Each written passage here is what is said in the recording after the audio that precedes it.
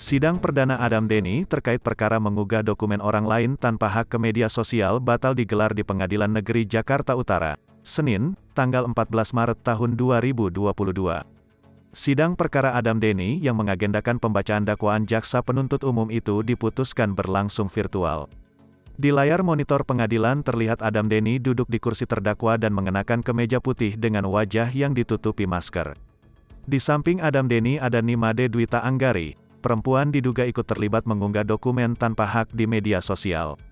Hadir pula di ruang sidang, Susiani dan Elsya Rosana, ibu dan kekasih Adam Denny. Adam Denny yang saat ini ditahan di rutan Bareskrim Polri ini akan dihadirkan di ruang sidang pengadilan. Herwanto, kuasa hukum Adam Denny, menyebutkan, kliennya itu akan menghadiri sidang perdananya. Adam Denny akan datang di sidang besok, hari ini, kata Herwanto saat dihubungi wartawan, Minggu, tanggal 13 Maret tahun 2022, malam. Kondisi kesehatan Adam Denny disebutkan membaik setelah sebelumnya mengaku sakit dalam tahanan. Sudah sehat dan siap sidang, kata Herwanto.